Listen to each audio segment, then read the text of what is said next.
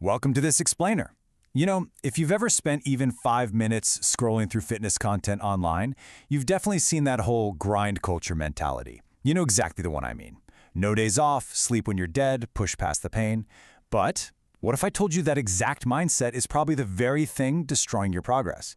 Today, we're doing a structured breakdown of what I call the recovery equation. I am super excited to guide you through this because we are going to look at the hard biological facts and dismantle some major myths about training frequency. We're figuring out exactly how often you should be working out based on the latest science. So let's just address the elephant in the room right away. Is it actually possible to train too much? Can you do an amount of exercise that actively prevents you from building muscle? The answer is a massive, definitive yes. There's this bizarre paradox in fitness where overtraining literally destroys muscle development and stalls your progress, especially if you're just starting out on your fitness journey. If you aren't recovering properly and you just keep piling on more workouts, you're generating more damage than benefit. No new muscle, no faster run times, nothing. Okay, let's dive into this. Think of finding your optimal training frequency like solving an equation by plugging in your personal variables. Here's our roadmap for today. 1. How much is too much? 2. Pillars of recovery. 3. The experience factor. 4. Volume, strength, and effort. 5. Age and exercise types. And finally, 6. Your ideal frequency. Section 1. How much is too much? To figure out how much is too much, we really have to establish what's physiologically happening when we train versus when we rest. Because honestly, a lot of people have this completely backward. The core concept you need to grasp here is anabolism versus catabolism. When you're in the gym lifting weights, you are in a catabolic state. You're actively breaking down muscle tissue. Muscle growth absolutely does not happen while you're lifting a dumbbell. Think of it like a construction site. Lifting weights is just bringing in a wrecking ball and knocking down the old building. Anabolism, on the other hand, is the building phase during rest. That's when your body says, okay, the workout is done, let's bring in the workers to build a stronger building so this doesn't happen again. If you never give those workers time to build, you're basically just endlessly swinging a wrecking ball at an empty lot. Section 2. Pillars of muscle recovery. So, what do those construction workers actually need to do their jobs? There are 3 biological pillars here. Number 1 is sleep. Like we just said, the gym is the wrecking ball. The actual muscle growth, that happens while you are sleeping. If you have insomnia or high stress and cortisol ruining your sleep quality, you are severely sabotaging your recovery, period. Number 2 is nutrition. Ironically, to build muscle, you have to consume carbs to replenish the energy you just burned, plus proteins to actually build the tissue. And number 3 is hormones. Your hormones control your metabolism, and having a good balance, like healthy testosterone levels, significantly speeds up how fast your muscles repair themselves. Let's actually zoom in on that nutrition piece for a second. To build a building, you need bricks, right? Well, your muscle bricks are amino acids, specifically BCAAs, leucine, isoleucine, and valine. Out of those 3, leucine is the absolute MVP. It's the most critical raw material for constructing new muscle. And if you pair those raw materials with a supplement like creatine, you aren't just handing over the bricks, you're giving the muscles the internal cellular energy they need to build faster, which drastically cuts down your required rest time. Section 3. The experience factor.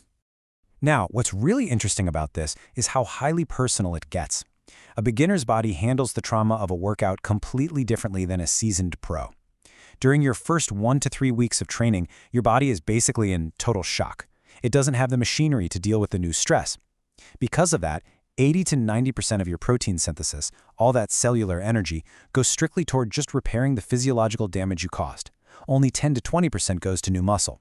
So yeah, don't look in the mirror during week 2 expecting massive gains. But by week 4, the body adapts. Suddenly only 10% goes to damage control, and a whopping 90% goes toward generating brand new muscle tissue. And the magic number for all of this, 10. It literally takes about 10 weeks of strict consistency to fully optimize your body's machinery for maximum muscular hypertrophy. 10 weeks for your body to stop fighting its own energy-saving mechanisms and fully commit to building muscle. This proves exactly why patience is the most important trait in fitness. And crucially, it means that in those early weeks, because your body is working overtime just to fix the damage, you absolutely must rest more than an experienced lifter. Section 4. Volume, strength, and effort.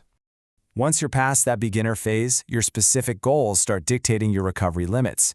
If your goal is pure strength, the boundaries are pretty strict. You're doing 3 to 6 reps using 80 to 90% of your absolute max weight. How do you know when to stop? Simple. When you can't complete 3 to 6 reps, even after a 2-minute rest, you're done. Your central nervous system is totally tapped out. But if you're training for volume and hypertrophy, trying to actually grow the muscle size, the limits are way more variable. It depends entirely on how hard you push yourself on every single set. Plus, keep in mind, a heavy compound movement like a deadlift demands way more full-body rest than just isolating your bicep with a curl. So, how do we measure that effort for volume training? We use RPE, or the rate of perceived exertion. It's a scale out of 10 that basically asks, how many reps did you leave in the tank?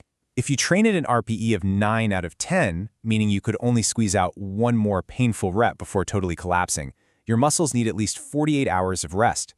But if you stop at a 7 out of 10, knowing you had 3 good reps left in the tank, you cause way less damage. That means you can train that exact same muscle group with a much higher frequency throughout the week. Section 5. Age and exercise types. We also have to face a basic biological reality: age and wear and tear. A 70-year-old recovers from physical stress way slower than an 18-year-old. And older injuries, sometimes they never fully heal. So how do you know if an old injury is still lingering and secretly messing up your form? Well, ask yourself, does it affect your mobility? Does it throw off your body alignment when you move? And is there a noticeable decrease in strength on that injured side? If you check any of those boxes, or if you're an older adult, you really need to live in that RPE 7 zone. Intentionally leave 3 to 4 reps in the tank so you don't cross that injury limit. Section 6. Your ideal frequency. Let's move to and see how this all builds into a concrete, actionable blueprint.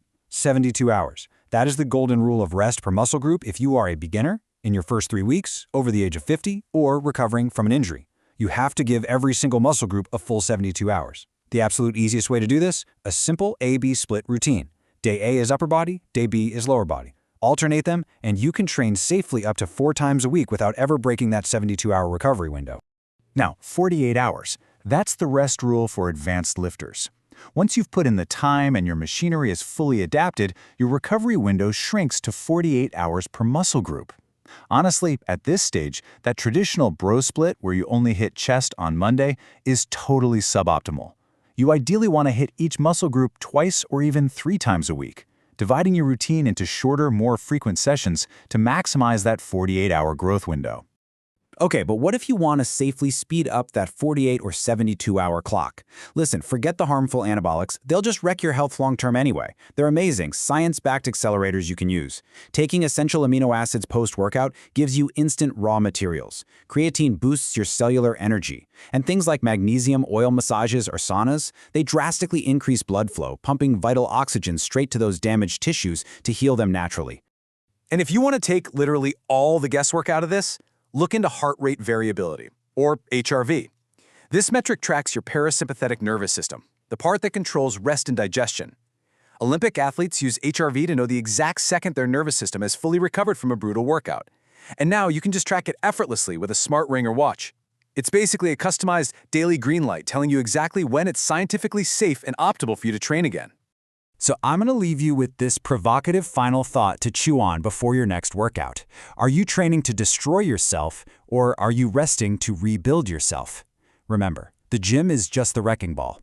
The real magic, the actual growth, happens when you step away from the weights and let the equation work for you.